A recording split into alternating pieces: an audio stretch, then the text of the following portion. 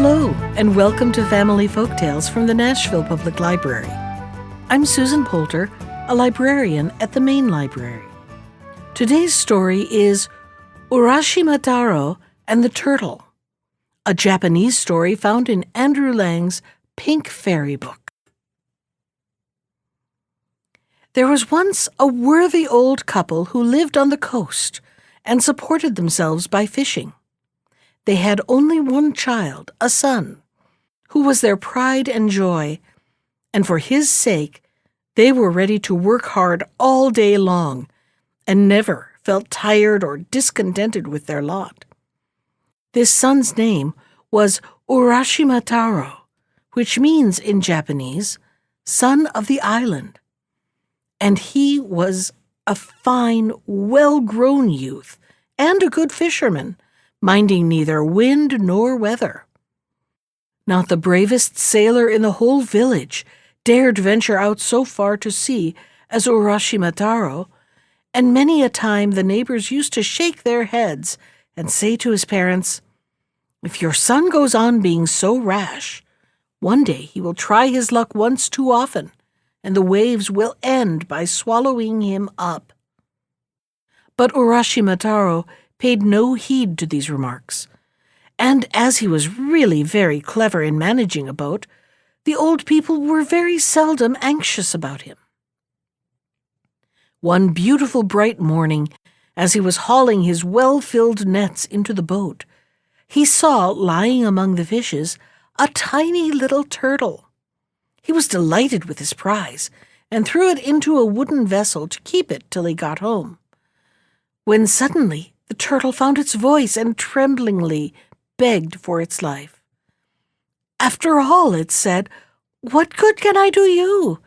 I am so young and small, and I would so gladly live a little longer. Be merciful and set me free, and I shall know how to prove my gratitude." Now Uraschimataro was very good-natured, and besides he could never bear to say no, so he picked up the turtle and put it back into the sea. Years flew by, and every morning Uraschimataro sailed his boat into the deep sea.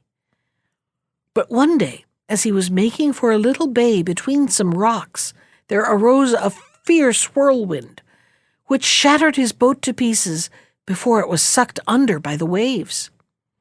Uraschimataro himself very nearly shared the same fate, but he was a powerful swimmer and struggled hard to reach the shore.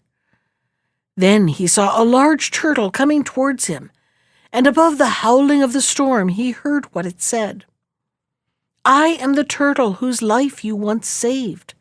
I will now pay my debt and show my gratitude. The land is still far distant, and without my help you would never get there. Climb on my back, and I will take you where you will." Uraschimataro did not wait to be asked twice, and thankfully accepted his friend's help. But scarcely was he seated firmly on the shell when the turtle proposed that they should not return to the shore at once, but go under the sea and look at some of the wonders that lay hidden there. Uraschimataro agreed willingly, and in another moment they were deep, deep down, with fathoms of blue water still above their heads.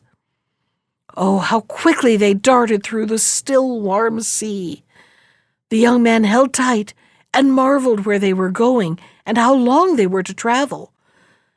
But for 3 days they rushed on, till at last the turtle stopped before a splendid palace, shining with gold and silver, crystal and precious stones, and decked here and there with branches of pale pink coral and glittering pearls. But if Uraschimataro was astonished at the beauty of the outside, he was struck dumb at the sight of the hall within, which was lighted by the blaze of fish scales. "Where have you brought me?" he asked his guide in a low voice. "To the palace of Ringu, the house of the sea god, whose subjects we all are," answered the turtle. "I am the first waiting maid of his daughter, the lovely Princess Otohime, whom you will see shortly. Uraschimataro was still so puzzled with the adventures that had befallen him that he waited in a dazed condition for what would happen next.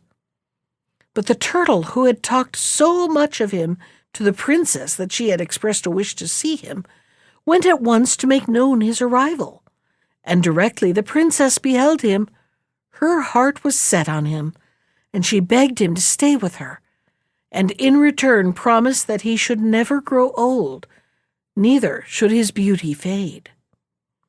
"Is not that reward enough?" she asked, smiling, looking all the while as fair as the sun itself. And Uraschimataro said, "Yes," and so he stayed there. For how long? That he only knew later. His life passed by, and each hour seemed happier than the last, when one day there rushed over him a terrible longing to see his parents. He fought against it hard, knowing how it would grieve the princess. But it grew on him stronger and stronger, till at length he became so sad that the princess inquired what was wrong. Then he told her of the longing he had to visit his old home, and that he must see his parents once more. The princess was almost frozen with horror and implored him to stay with her, or something dreadful would be sure to happen. "You will never come back, and we shall meet again no more," she moaned bitterly. But Uraschimataro stood firm and repeated, "Only this once will I leave you, and then I will return to your side forever." Sadly, the princess shook her head, but she answered slowly, "One way there is to bring you safely back, but I fear you will never agree to the conditions of the bargain."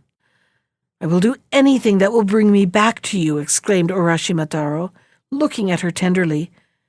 But the princess was silent. She knew too well that when he left her, she would see his face no more. Then she took from a shelf a tiny golden box and gave it to Uraschimataro, praying him to keep it carefully, and above all things never to open it. "If you can do this," she said as she bade him farewell, "your friend the turtle will meet you at the shore, and will carry you back to me." Uraschimataro thanked her from his heart, and swore solemnly to do her bidding. He hid the box safely in his garments, seated himself on the back of the turtle, and vanished in the ocean path, waving his hand to the princess. 3 days and 3 nights they swam through the sea, and at length Uraschimataro arrived at the beach, which lay before his old home. The turtle bade him farewell, and was gone in a moment. Uraschimataro drew near to the village with quick and joyful steps. He saw the smoke curling through the roof and the thatch where green plants had thickly sprouted. He heard the children shouting and calling, and from a window that he passed came the twang of the koto, and everything seemed to cry a welcome for his return. Yet suddenly he felt a pang at his heart as he wandered down the street. After all, everything was changed. Neither men nor houses were those he once knew. Quickly he saw his old home. Yes, it was still there, but it had a strange look. Anxiously he knocked at the door and asked the woman who opened it after his parents, but she did not know their names and could give him no news of them. Still more disturbed, he rushed to the burying ground, the only place that could tell him what he wished to know. Here, at any rate, he would find out what it all meant. And he was right. In a moment he stood before the grave of his parents, and the date written on the stone was almost exactly the date when they had lost their son, and he had forsaken them for the daughter of the sea. And so he found that since he had left his home, 300 years had passed by. Shuddering with horror at his discovery, He turned back into the village street, hoping to meet someone who could tell him of the days of old. But when the man spoke, he knew he was not dreaming, though he felt as if he had lost all his senses. In despair, he bethought him of the box which was the gift of the princess. Perhaps, after all, this dreadful thing was not true. He might be the victim of some enchanter's spell, and in his hand lay the countercharm.